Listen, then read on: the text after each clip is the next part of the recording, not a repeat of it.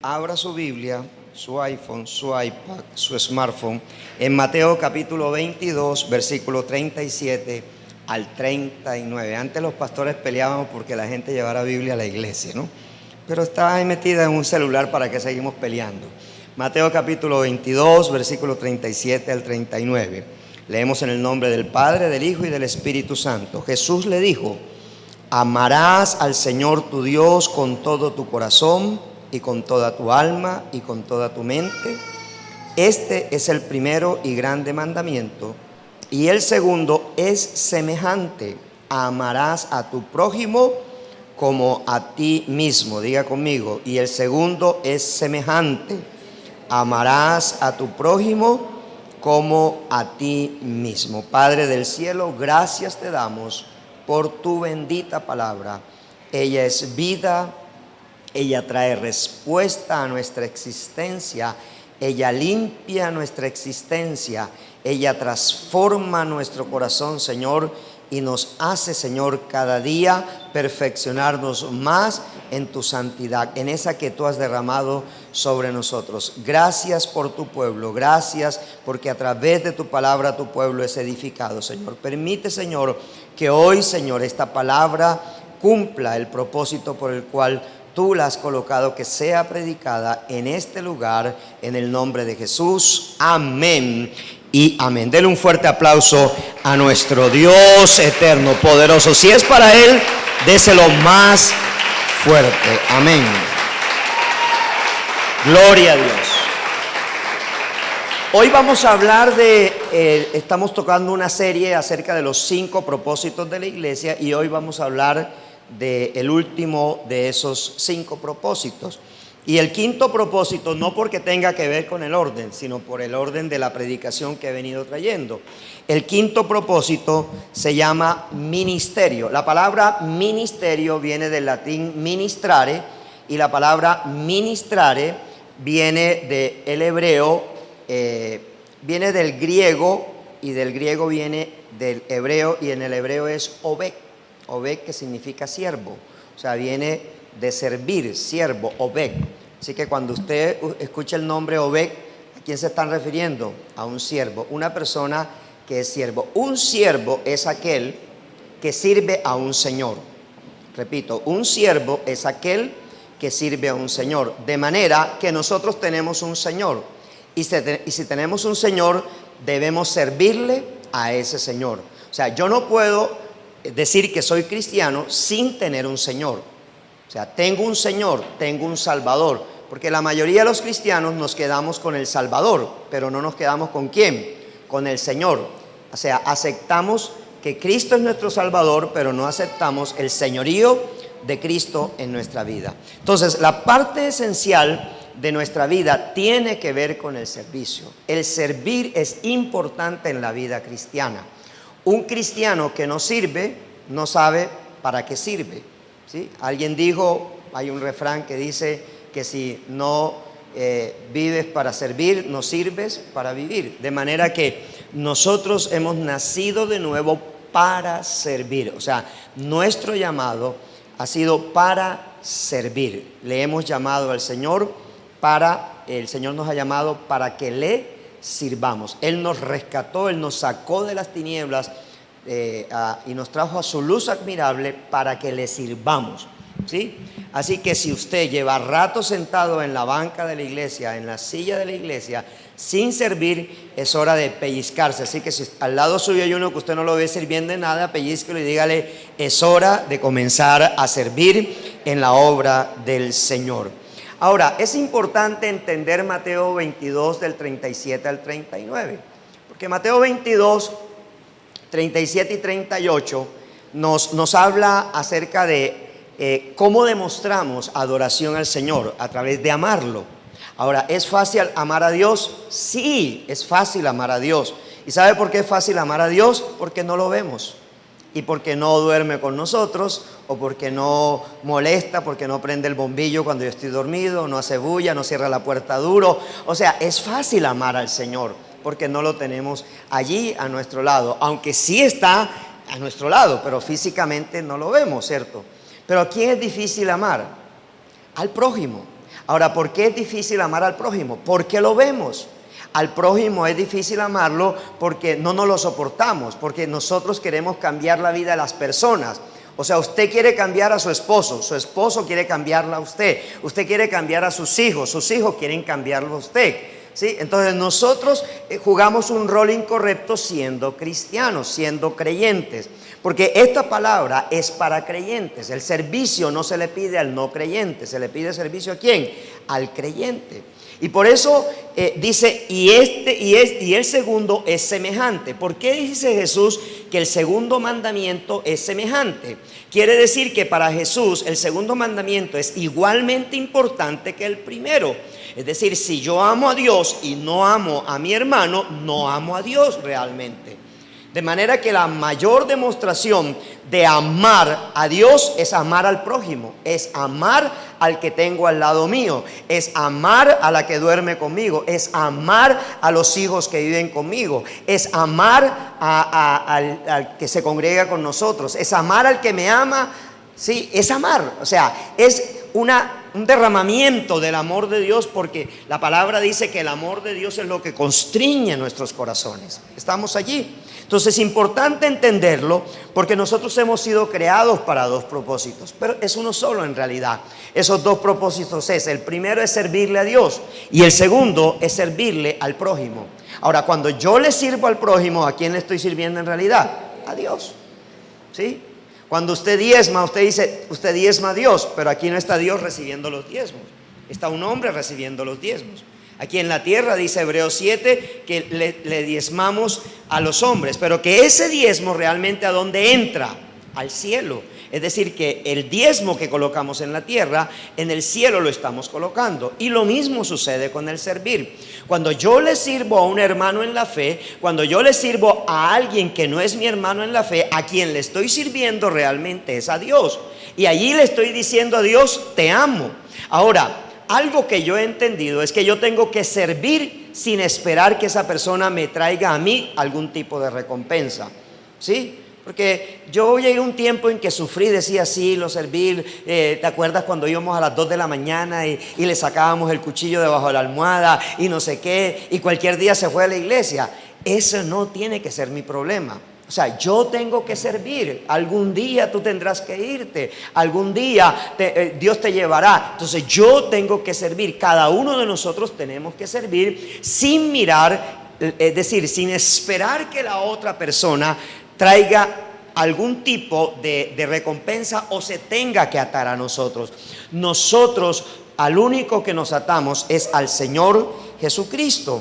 Ahora, en el segundo libro, la segunda carta a Timoteo, en el capítulo 1, versículo 9, en la Biblia al día dice: Él es quien nos salvó y escogió para su obra santa, no porque lo mereciéramos, sino porque estaba en su plan.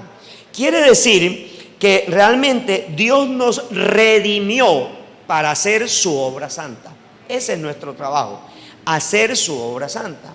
Si tú eres de los que vienes el domingo y te ves nuevamente con tus hermanos en la fe al siguiente domingo, quiere decir que no haces parte de ningún departamento de la iglesia.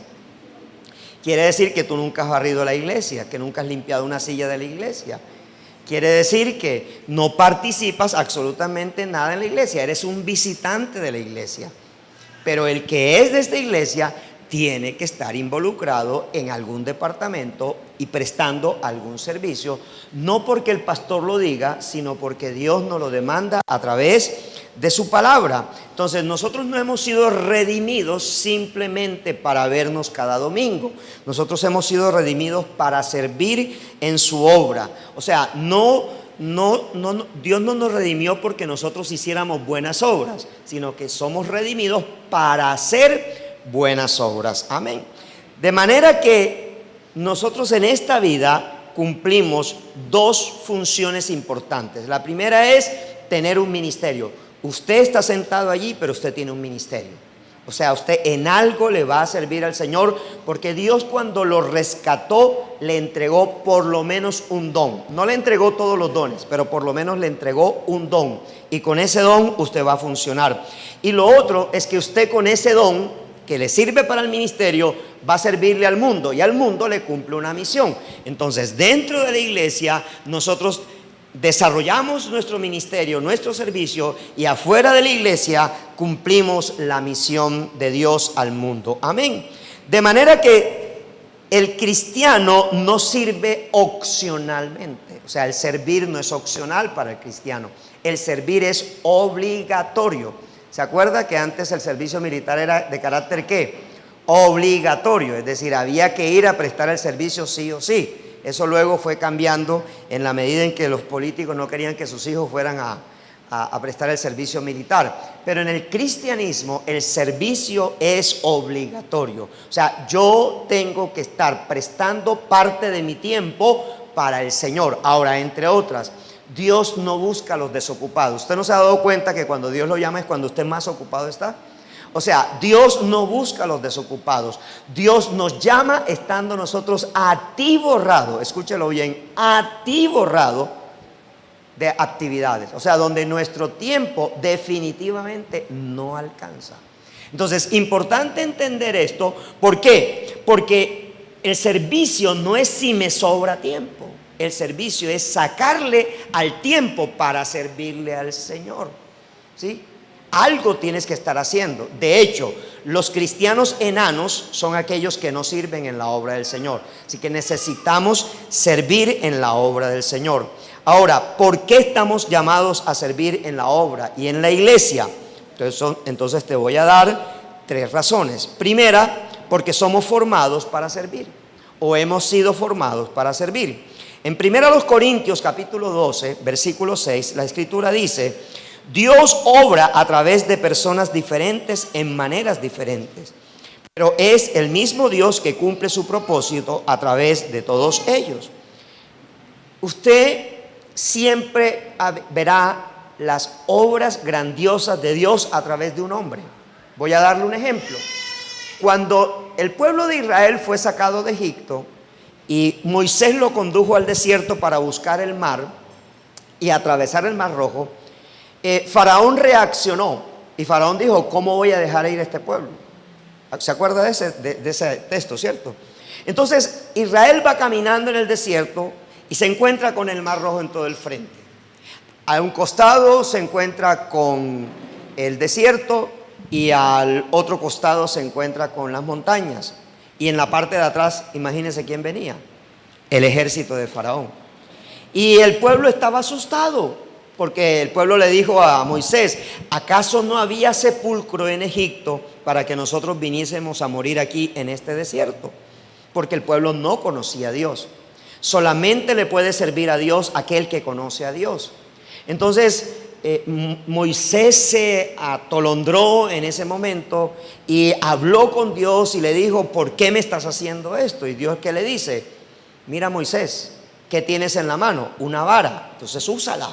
¿Qué quiere decir? Que lo sobrenatural de Dios va a ocurrir si tú tienes algo de Dios en tu vida. Lo sobrenatural de Dios va a ocurrir si tú tienes algo de Dios en tu vida. Moisés tenía una vara, ¿y qué le dijo el Señor? Extiende la vara.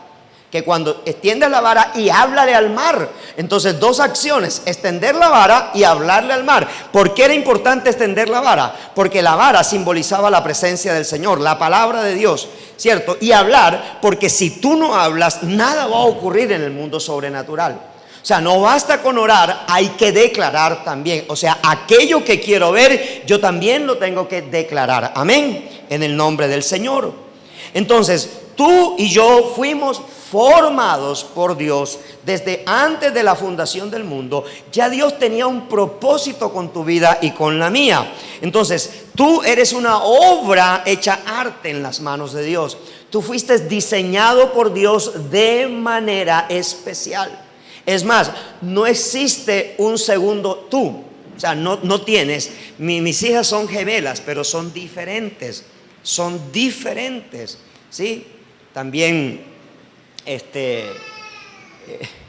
Felipe tiene gemelas, ¿no? Pero son diferentes, ¿sí? Son diferentes, se visten diferentes, hablan diferentes, tienen pensamientos diferentes, porque cada uno de nosotros somos un diseño especial de Dios. Un diseño especial de Dios. Dios no nos fabricó en línea. No nos fabricó en línea. Dios nos fabricó de manera especial. No somos el producto de un ensamble. Vamos a sacar Maras Paolas. No. Eso no es como fotocopiadora. No. O sea, especial. Diseño especial. De manera que el don y el talento que Dios te ha dado a ti tampoco lo tiene otro sobre la tierra. Quiere decir que tú no estudiaste la carrera o la profesión o la técnica que tú estudiaste porque sí, o no te ha tocado trabajar en lo que trabaja porque sí. Eso tiene un plan de Dios. Porque hay gente que dice, yo no soy profesional. No importa, es que Dios te hizo así, o también Dios hizo ese diseño, y ese diseño es para que tú lo uses. Si eres ingeniero, Dios te va a usar como ingeniero, pero si solamente sabes barrer las calles de la ciudad, allí también Dios te está usando, porque allí es donde le estamos prestando el servicio a Dios. De manera que fuiste hecho deliberadamente como eres. Nadie te puede cambiar. Tu personalidad tampoco nadie te la pueda cambiar. Dios te formó de manera exclusiva, pero te formó planeando que va a usar tu vida. O sea, Él te formó planeando que va a usar tu vida. Ahora, ¿cómo te forma Dios para que le sirva? Entonces, Dios te forma a través de 5 acciones que Él mismo hace. Y la primera de ellas, ¿cuál es? Él te forma espiritualmente. O sea, hay una formación espiritual, y voy a usar un acróstico con la palabra forma. Un acróstico. Formación espiritual. En 1 de Pedro, capítulo 4, versículo 10, en la Nueva Versión Internacional, la Escritura dice: cada uno ponga al servicio de los demás el don que haya recibido, administrando fielmente la gracia de Dios en sus diversas formas. ¿Qué quiere decir? Que tu profesión, o que tu técnica vocacional, o que lo que tú hayas estudiado, o lo que tú haces, o lo que tú ejerces, lo tienes que poner al servicio de la obra del Señor. Si tú eres técnico en mecánica automotriz, tú puedes crear un curso para formar jóvenes en técnicos de mecánica automotriz, y esos jóvenes van a conocer a un hombre de Dios, porque tú eres un punto de contacto entre el mundo y el reino de los cielos. ¿Sabías eso? O sea, nosotros somos un punto de contacto entre el mundo y el reino de los cielos. Entonces tú dices, bueno, yo trabajo los sábados hasta, ¿qué digo? Hasta las 12 o hasta la 1. Entonces yo los sábados voy a hacer un curso de 2 a 4 de la tarde, y voy a los jóvenes que quieran aprender mecánica, entonces vienen a mi taller, o le pido permiso a mi jefe y voy a enseñarle. Y eso que tú estás haciendo es para el reino de los cielos, porque en la medida en que ellos van aprendiendo y tienen una profesión, y después saben que tú eres cristiano, ellos terminarán yendo a la iglesia y terminarán convertidos al Señor, y el Señor salvará su vida. ¿No te parece eso interesante? Dale un aplauso al Señor. Formación espiritual. Quiere decir que vas a usar tus dones los vas a usar para que otros sean afectados. La O de forma es oportunidades. Oportunidades. En Efesios capítulo 2, versículo 10, la Nueva Versión Internacional dice: porque somos hechuras de Dios, creados en Cristo Jesús para buenas obras. Observe, creados en Cristo Jesús para buenas obras. ¿Somos hechura de quién? ¿Quién nos hizo? Diga, Dios nos hizo 2 veces. Dios a nosotros nos hizo 2 veces. La primera vez, cuando papá y mamá se juntaron, ahí nos hizo la primera vez. Y la segunda vez es cuando Cristo y el Espíritu Santo se juntaron y llegaron a nuestra vida. Y entonces allí hubo un proceso llamado salvación, vida nueva. Amén. Entonces somos hechura de Dios, creados en Cristo Jesús para buenas obras. Pablo dice: no te canses de hacer el bien, porque a su debido tiempo segarás. ¿Qué quiere decir? Nosotros hemos sido recreados, o sea, vuelto a ser creados en Cristo para mostrar el amor de Dios a través de las buenas obras. No hacemos buenas obras porque somos cristianos, hacemos buenas obras porque el amor de Dios está dentro de nosotros. Esa es la razón por la cual nosotros hacemos buenas obras. De manera que siempre vas a tener oportunidad de servir. ¿Y qué son tus oportunidades? Son tus deseos, tus esperanzas, tus intereses, tus ambiciones, tus sueños y todo ese afecto que tú posees. Entre otras, Dios nunca cancela tus sueños, los usa. Dios nunca cancela tus sueños. Hay gente que dice, no es que yo voy a renunciar a mis sueños para ir a cumplir el sueño de Dios. Eso se llama hipocresía, eso es falsa humildad. Porque Dios te va a usar con los sueños que te ha dado, porque Él te ha dado sueños. ¿A quién le dio un sueño? A José. ¿Y para qué le dio un sueño? Para finalmente salvar a un pueblo. Porque si José no hubiese estado en Egipto, Israel se pierde como nación y se pierde el plan de Dios. Entonces Dios no le dice a uno, voy a apachurrar tu sueño. No, porque hay gente que dice, no, es que yo dejé la universidad para cumplir el sueño de Dios. No, mentira, te aborreció la carrera, te retiraste de ella, porque al final Dios te iba a usar también con esa carrera. O sea, Dios no va a menospreciar nada de lo que tú tienes ni nada de lo que tú has ganado. Todo tu proceso de formación, todos tus estudios van a ser usados por Dios. Amén. Y esas son tus oportunidades. Tu corazón es la fuente de todas tus motivaciones.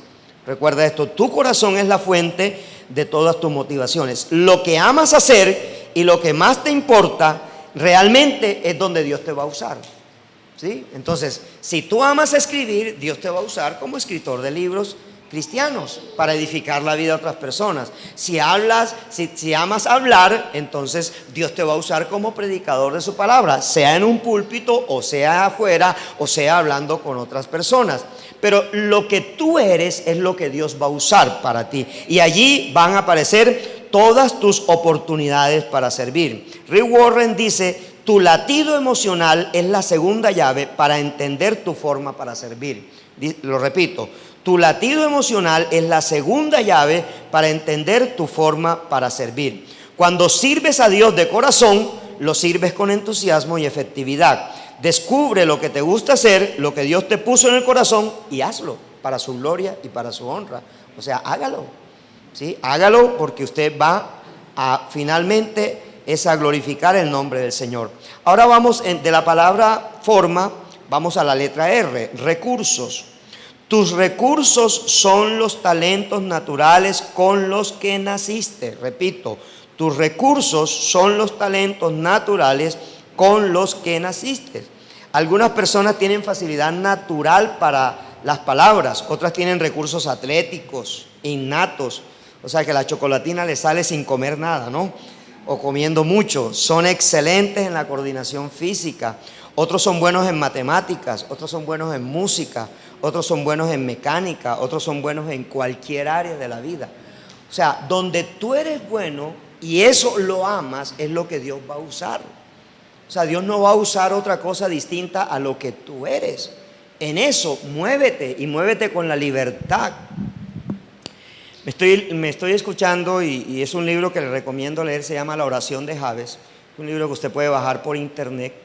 Y el autor él tiene un programa que se llama Caminata Bíblica, y él trabaja con jóvenes universitarios. Y él es un señor, tiene más o menos unos 86 años, y él sigue trabajando con ese programa que se llama Caminata Bíblica. Pero él trabaja con jóvenes y él les siembra el sueño a los jóvenes. Él tiene también otro libro que se llama, El Dador de los Sueños. También le invito a que lo lea. Son libros muy cortos, El Dador de los Sueños. Bruce, él se llama Bruce, el apellido ahora se me olvida. Pero importante, porque él en la oración de Jabes dice algo muy importante. Él dice: si tú no ensanchas tu mente espiritual, Dios no puede ensanchar tu territorio físico. O sea, tú necesitas ensanchar tu mente espiritual para que Dios ensanche tu territorio físico. Y él dice: si primero lo ensanchas en la mente, Dios lo ensancha en el plano físico, o sea, en lo físico, porque lo espiritual es tan real como lo que tú ves. O sea, todo lo que tú ves primero se creó en la mente de Dios. Entonces, hay recursos que tú tienes que usar. Todos los recursos provienen de Dios. Todos los recursos necesitan ser usados. Pero entiende esto: si no usas el recurso, lo vas a perder. Tienes que usar el recurso. No te puedes esconder. Ahora viene la M de mi personalidad. Mi personalidad. Él nos creó a cada uno con una combinación única de atributos personales. Dios hace a los introvertidos, pero también hace a los extrovertidos. Entonces muchos extrovertidos quieren que los introvertidos se vuelvan como ellos. Y eso no es posible. Eso es un diseño de Dios. ¿Sí? ¿Usted no ha notado que la mujer habla más que el hombre? Entonces la mujer, cuando uno llega a la casa, le pregunta a uno cómo te fue y uno dice bien y no dice nada más. Porque ese es el diseño del hombre. Entonces ella quiere decir, pero cuéntame, ya él dijo bien. Y bien para el hombre son tus 1000 palabras. O sea, para el hombre bien es igual que cuando te dice, sí, mi amor, que fui, no sé qué, que me fui para los molinos, tal, que allá te desocupé la tarjeta de crédito, ¿verdad? Sí, tal. Y la mujer es mujer, ¿sí? Son estereotipos de personalidades que no las podemos cambiar, porque así nos diseñó Dios.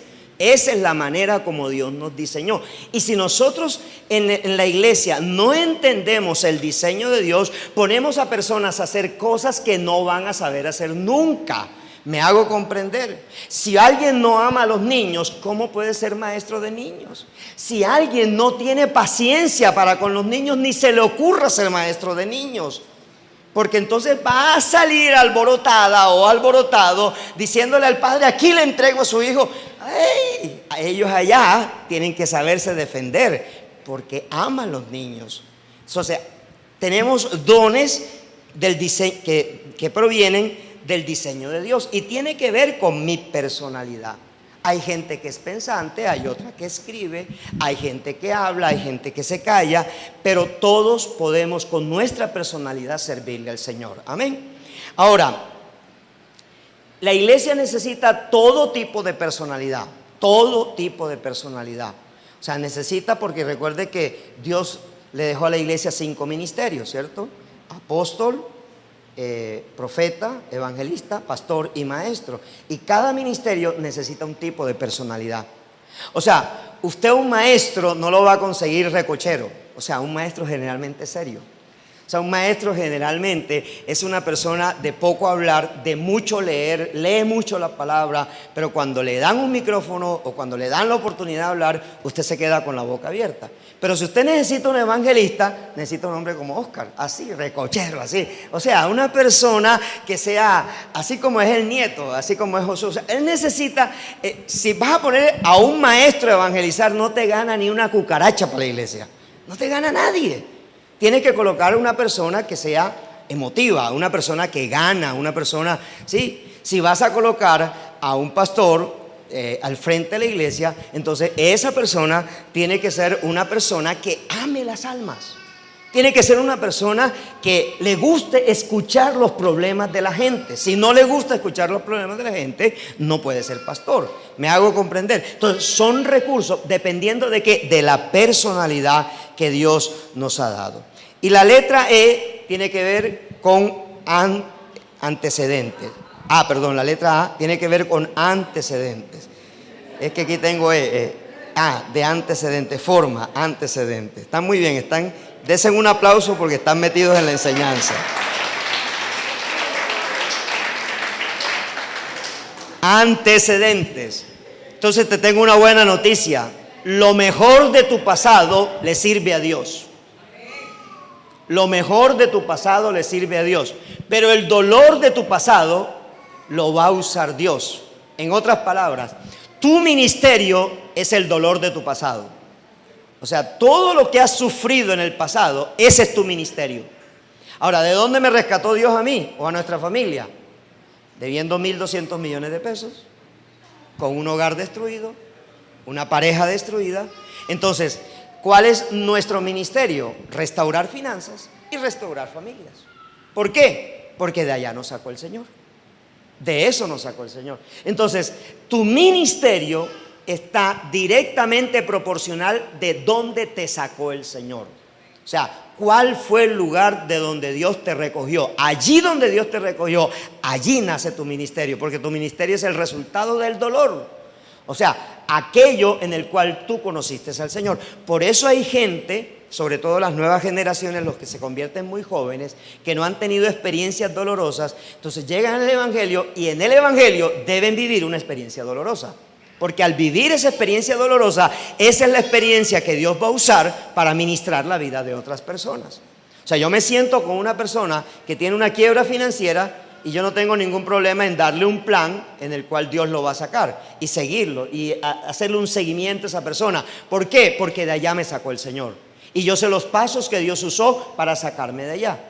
Pero si encontramos a una pareja que están a punto ya de firmar el divorcio y mi esposa y yo aparecemos, no tenemos ningún problema en darle los pasos de donde nos sacó el Señor, porque el Señor guardó nuestro matrimonio, o sea, libró nuestro matrimonio.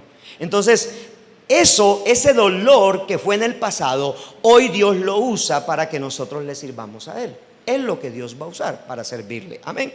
De manera que Dios va a usar tus experiencias familiares, educativas, vocacionales, espirituales, de servicio y las dolorosas para que le sirvas. O sea, ¿de dónde te sacó el Señor? Que yo fui, que me violaron. Entonces tú vas a trabajar con jovencitos que han sido violados, jovencitas violadas o jóvenes violados. O sea, tu dolor del pasado es el ministerio del presente, es por donde tú le vas a comenzar a servir a Dios. Número 3. Recuerde que estamos respondiendo la pregunta: ¿para qué Dios me invita a servirle? Entonces, Dios nos demanda tener una mentalidad de siervo. Dios nos demanda tener una mentalidad de siervo. No puedo servir sin ser transformado en mi mente. Recuerde que Pablo dice en Romanos 12:2, dice: transformaos pues por medio de la renovación de vuestro entendimiento, para que comprobéis cuál es la buena, agradable y perfecta voluntad del Señor.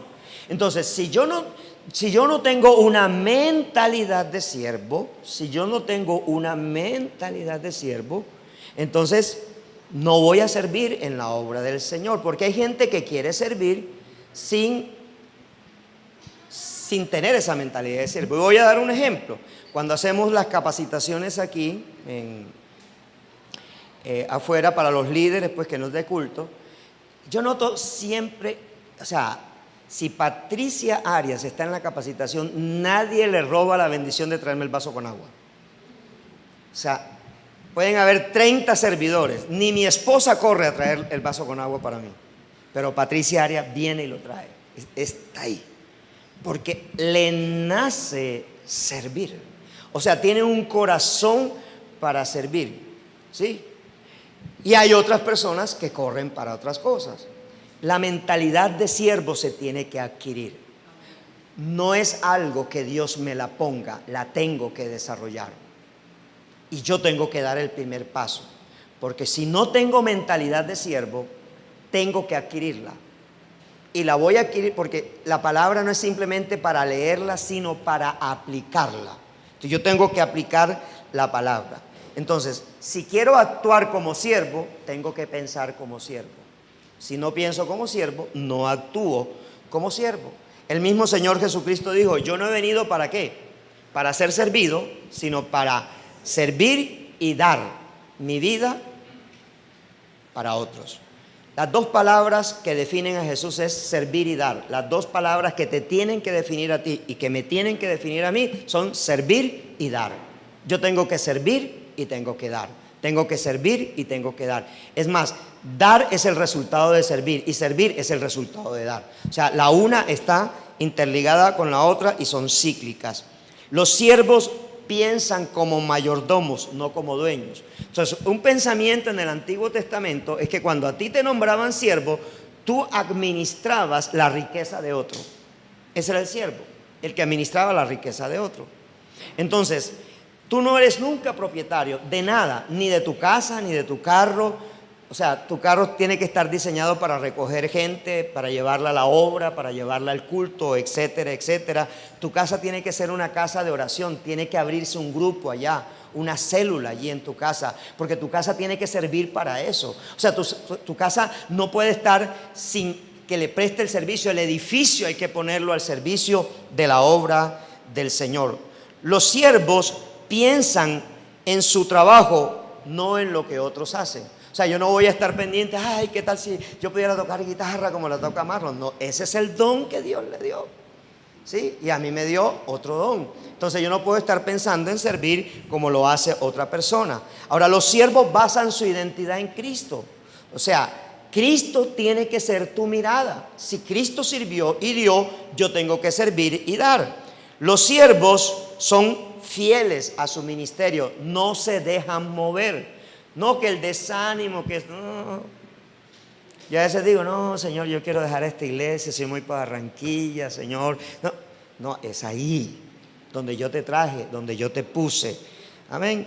Los siervos tienen un corazón de siervo. Ese es el corazón que debemos tener nosotros, un corazón de siervo, porque si tenemos un corazón de siervo, vamos a hacer lo mejor con lo poco que tenemos. Eso define un siervo. Un siervo no necesita muchos recursos, lo que necesita es mucha creatividad. O sea, no es muchos recursos, sino mucha creatividad. Y finalmente quiero decirte algo. No mires tu debilidad. No mires tu debilidad para servirle al Señor. Pablo dijo, Dios le dice a Pablo, porque mi poder se manifiesta en tu debilidad. Así que si tú eres débil, en eso que eres débil, Dios se va a glorificar. ¿Te da miedo hablarle a otro? Dios se va a glorificar. Que tú dices que no sabes cantar, Dios se va a glorificar. Que no sabes tocar un instrumento, Dios se va a glorificar. En eso que tú eres débil, Dios se va a glorificar. Pongámonos en pie y démosle gracias al Señor por esta palabra y atesórala ahora en lo profundo de tu corazón.